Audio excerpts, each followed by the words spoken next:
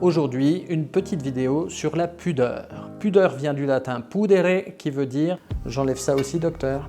La pudeur, c'est une émotion qui est inévitable chez le médecin puisqu'elle consiste à éprouver de la gêne quand on doit montrer certaines parties de son corps. Ce sont précisément les endroits les plus gênants que le médecin va parfois vous demander de montrer. Mais la grande question qui nous occupe aujourd'hui, c'est comment faire pour que cette gêne ne se transforme pas en honte.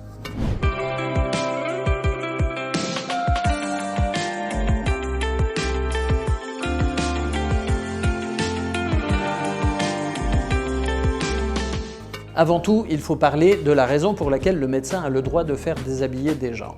En fait, c'est un rituel social, vous savez l'importance que j'attache au rituel en médecine. Nous avons tous des limites que les autres n'ont pas le droit de franchir et pourtant, dans certains rituels sociaux, on peut accepter que ces limites soient franchies. Par exemple, toucher les cheveux, si quelqu'un dans le métro vous passe la main dans les cheveux, c'est considéré comme agressif, mais si vous allez chez le coiffeur, vous autorisez le coiffeur à franchir la limite et à toucher vos cheveux parce que c'est le métier du coiffeur. On est dans le même fonctionnement chez le médecin, mais évidemment cela ne va pas de soi et il va y avoir des stratégies à employer. Et ça ne donne pas tous les droits non plus. Si l'on réfléchit bien, il est assez normal qu'au moment où le médecin ausculte son patient, il soit tellement concentré sur ce qu'il fait que le corps du patient devient un objet d'étude. Mais ce n'est pas parce qu'il est un objet d'étude qu'il est un objet tout court. Il ne faut jamais oublier qu'il y a derrière un être humain qu'il faut respecter. Vous savez, si vous avez vu les autres vidéos, à quel point j'aime commencer par des mauvaises communications pour après vous donner celles qui me semblent meilleures. Et là, j'en ai quelques-unes qui sont gratinées, recueillies pour la plupart auprès de mes patients ou de mes patientes. Les phrases à ne jamais employer. Première. Oh, vous savez, moi des culs, j'en vois toute la journée. Bon, allez, déshabillez-vous, on va pas y passer la journée. Et dites, vous seriez pas un peu chochotte, vous quand même? Écoutez, vous n'êtes pas tellement plainte quand il est rentré, alors maintenant, va bien falloir qu'il sorte.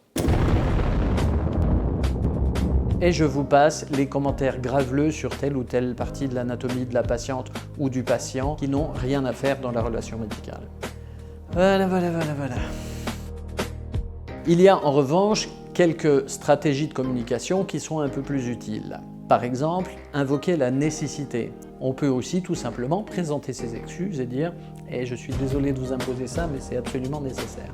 C'est pas toujours efficace avec tout le monde, mais on peut utiliser une petite vanne ou un petit trait d'humour comme « oui, vous savez bien, les médecins ça veut tout voir ou tout savoir » ou alors « va bien falloir vous déshabiller parce que je suis pas Superman et j'ai pas encore les yeux à rayon X pour voir à travers les vêtements ».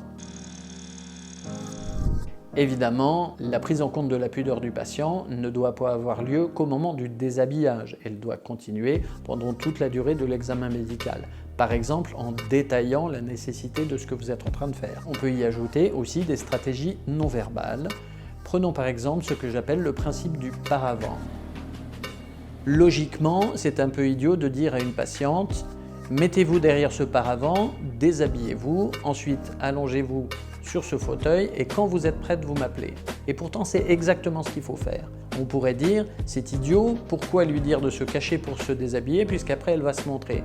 Mais précisément, si on y réfléchit, on prend en compte la pudeur du patient, on retarde le plus possible le moment de se montrer et enfin on sollicite la permission pour venir regarder. Une stratégie relativement répandue, c'est pour un examen gynécologique de demander d'abord à la patiente d'enlever le bas et une fois qu'on a fait l'examen génital proprement dit, de lui demander de rhabiller le bas pour seulement déshabiller le haut pour qu'on puisse procéder à l'examen des seins. De cette façon, on n'a pas obligé la patiente à être entièrement nue et on a montré qu'on respectait sa pudeur. Même un simple électrocardiogramme, pour lequel le patient doit en théorie être torse nu, peut très bien se faire dans la plupart des cas en demandant à la patiente de baisser simplement une bretelle de son soutien-gorge et d'abaisser un peu le bonnet pour libérer la place où on met les électrodes. Là encore, on va sentir du respect et une économie de nudité. J'ai surtout illustré la situation d'un examen gynécologique, mais il ne faudrait pas croire que la pudeur et la gêne sont uniquement féminines, c'est évidemment le même cas chez les hommes, et la pudeur d'un monsieur qui doit montrer des hémorroïdes ou une douleur du testicule est la même et appelle les mêmes précautions. Au final, peu importe si vous utilisez les stratégies que je viens de vous donner ou si vous en fabriquez qui vous seront propres, ce qui est important, c'est que vous preniez en compte l'humanité et la pudeur du patient. De cette façon, vous pourrez recycler une vieille phrase du bouddhisme qui dit « La douleur est inévitable, mais la souffrance est optionnelle ». Nous dirons-nous « La gêne est inévitable, mais la honte est optionnelle ». Et si vous faites une raison supplémentaire, je vous rappelle que, inévitablement, un jour ou l'autre, vous allez vous trouver de l'autre côté de la blouse blanche, vous serez vous-même impatient et vous aurez vous-même à montrer des endroits gênants et vous verrez à quel point c'est important.